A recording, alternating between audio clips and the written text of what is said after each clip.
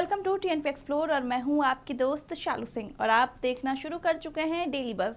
तो चलिए शुरू करते हैं आज का सफ़र। चलिए सफ़र से याद आया कि जब भी आप सफ़र पर निकलते होंगे तो बस गाड़ी ट्रेन से ही जाते होंगे और अगर वहीं लेट हो जाए तो बहुत गुस्सा आता है। तो इसी से रिलेटेड एक इम्पॉर्टेंट जानकारी आपको देते हैं। एक आंकड़े के हिसाब से आधिकारिक आंकड़ों में ये जानकारी दी गई है कि पिछले साल अप्रैल में घरेलू हवाई यातायात का आंकड़ा 1.28 करोड़ था।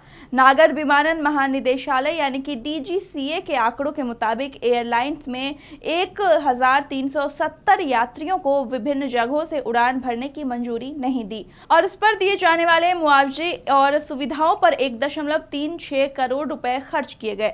आंकड़ों से पता चलता है कि अप्रैल में कुल 32,314 उड़ानें रद्द हुई, जिसकी वजह से एयरलाइंस को मुआवजे और सुविधाओं पर 89.26 लाख रुपए खर्च करने पड़े। पिछले महीने कुल 1,09,910 उड़ानें तय समय से देरी से रवाना हुई।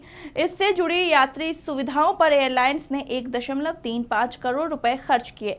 समय पर परफॉर्मेंस के मामले में आकाशा एयरलाइंस 89.2% के साथ टॉप पर रही। इसके बाद AIX connect 79.5%, Vistara 76.2%, Indigo 76.1%, air India 72.1%, spice jet 64.2% और अलायंस एयर 49.5% का स्थान रहा। पिछले महीने इंडिगो की बाजार हिस्सेदारी बढ़कर 60.6% हो गई, जबकि एयर इंडिया की हिस्सेदारी बढ़कर 14.2% हो गई। हालांकि विस्तारा और AIX कनेक्ट की बाजार हिस्सेदारी घटकर क्रमशः 9.2% और 5.4% रह गई।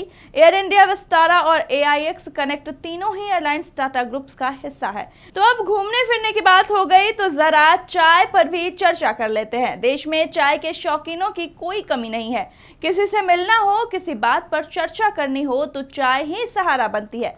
कुछ लोगों के तो दिन की शुरुआत ही चाय पीकर होती है, लेकिन अब भारतीय आयुर्वेदिक अनुसंधान परिषद यानी कि ICMR ने चाय को लेकर एक रिपोर्ट जारी की है, जिसमें दूध वाली चाय को सेहत के लिए खतरनाक बताया गया है। ICMR की स्टडी के मुताबिक दूध वाली चाय शरीर को बहुत से तरह से नुकसान पहुंचा सकती है। अगर आप खाना खाने के बाद या उससे पहले चाय पीते हैं तो सेहत के लिए अच्छा नहीं है। चाय में होते हैं केमिकल्स जो डॉक्टर्स के मुताबिक अगर आप काली चाय पीते हैं तो इससे शरीर को नुकसान होने का रिस्क कम होता है, लेकिन दूध वाली चाय बहुत सी समस्याओं का कारण बन सकती है। डॉक्टर्स कहते हैं कि चाय में बहुत से तरह के केमिकल भी होते हैं। जब ये केमिकल दूध के साथ मिल जाते हैं तो ये रिएक्टिव हो जाते हैं और शरीर को नुकसान करते हैं। तो वहीं प्रेगनेंसी में भी परेशानी होती है। जी हाँ, प्रेगनेंसी के टाइम पे चाय जैसे पेय पदार्थों का ज्यादा पीने से शरीर में कैफीन की मात्रा बढ़ जाती है। इससे महिलाओं को अपच, ज्यादा गैस बनना और पेट में जलन जैसी समस्या हो सकती है। डॉक्टर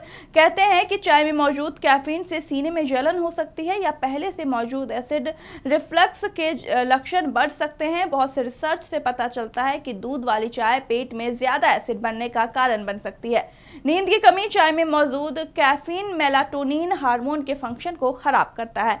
इस वजह से नींद नहीं आती है और नींद की कमी के कारण बहुत से तरह की मानसिक समस्याएं हो सकती है। इससे थकान, कमजोर याददाश्त और कम ध्यान देने की क्षमता जैसी परेशानी हो सकती है। इसके अलावा नींद की कमी जो है मोटापे और डायबिटीज का कारण भी बन सकती है। कैफीन की लत, चाय में कैफीन होता है, अगर नियमित रूप से आप चाय पीते हैं तो कैफीन की लत लग सकती है।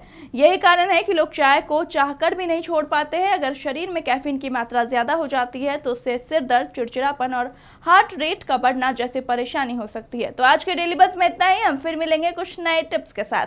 TNP एक्सप्लोर ऐसी ही वीडियोज के लिए चैनल को लाइक करें, शेयर करें, सब्सक्राइब करें और बेल आइकॉन दबाना न भूलें।